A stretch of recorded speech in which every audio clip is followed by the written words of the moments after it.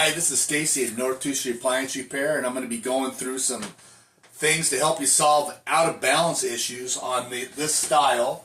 It's Whirlpool branded. This happens to be an Amana, but it'll have the 6 lights. So I'll have the 6 lights here and the standard basic entry level machines here.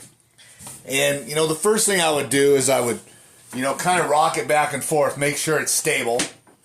If it's not, you've got a leg that's lower and you need to tilt it back and adjust those legs. There'll be the leg has threads on it, but there's also be a nut you need to back off. And once you get it in position where you want it, you tighten that nut up towards the bottom.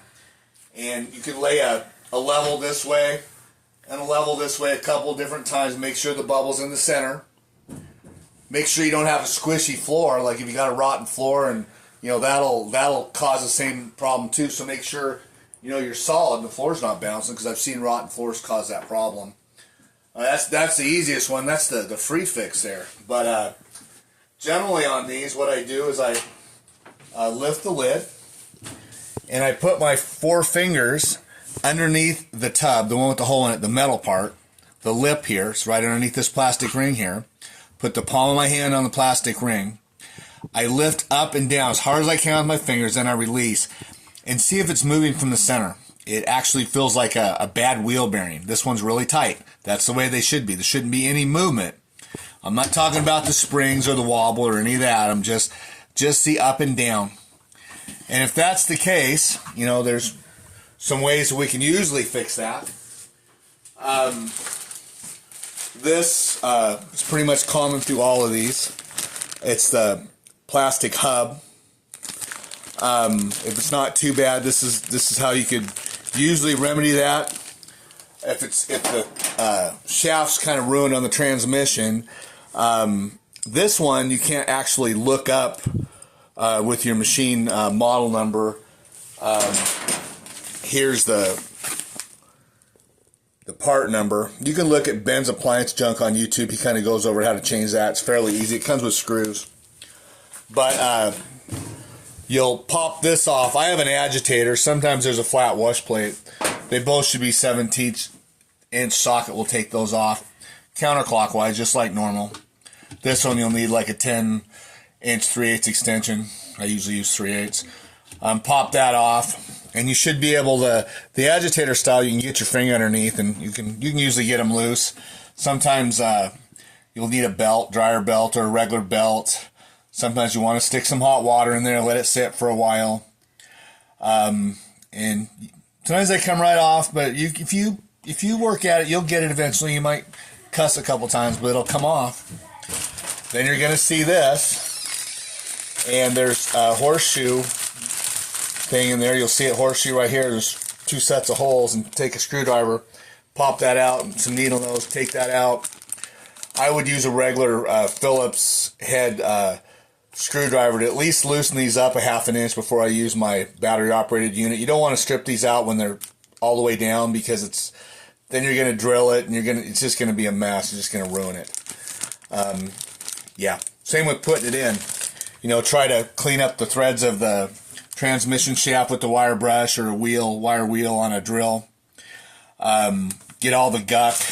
You want this to sit firm. You don't want any crap, because when you end up tightening this down, it's kind of like when you're tightening up the lugs on a wheel. You don't just crank one down. You kind of get them just barely snug, and then you kind of rotate back and forth and kind of, and then you check them all to make sure they're nice and snug. Don't over tighten them, but you want it flush. You don't want to you want an even distance, or you don't want to fill anything different for space wise in there. Put your clip back in and put it back together. This unit sometimes will solve a problem where the unit's kind of been ran way longer than it should have without the repair. When you're doing this, like I say, you could look at Ben's Appliance Junk, but it kind of goes on the same way. You need to make sure that you kind of hold this up while you're screwing it down, because you don't want to lift the basket, because it ends up not being tight, and then you're going to have to redo it. But when you get done, if the fix is good, you want to fill it and make sure this is tight. And after you do a load of laundry, if it's not tight, you might check to make sure that everything's tight again, and if it's still loose, at that point, you might be able to run it if it's better. At that point, I usually walk away from them if they're still loose and wobbling, because then it's usually transmission shaft's too bad, or it's ovaled out at the bottom of the tub. Not the spline part, but it just, when you pull these tubs completely out, which you don't need to do on this repair, if it comes out really easy, sometimes it's just a chronic, you went too long, it's kind of wore out, and go buy another machine, because at that point it's not worth dropping the money into. But another very common thing on these is just wore out springs. If this is good, okay, and this is a good machine here, so I push down, basically one time it comes back. It might move just a second after that, but a wore out machine, you push down, let go, and it'll go like this. And this probably taking maybe 25 or 30 pounds of force to push down. It's pretty stiff, and it pops right back up. That's good suspension rods. There's 4 of them.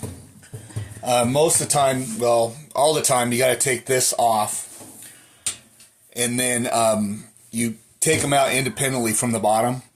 Sometimes you get lucky, and if it's the right model, you don't have to tip the machine over. There's slots in the plastic tub that allow you to get the rods out. Wear some gloves. You can, a lot of videos on that. I'll probably do one, but I just wanted to go over what this actually looks like when it's wore out. That's good. This is not good. Okay. Okay. And all these parts I'm talking about, they're Whirlpool. They're not, sometimes at the Amazon stuff, most of the time they're just not as good.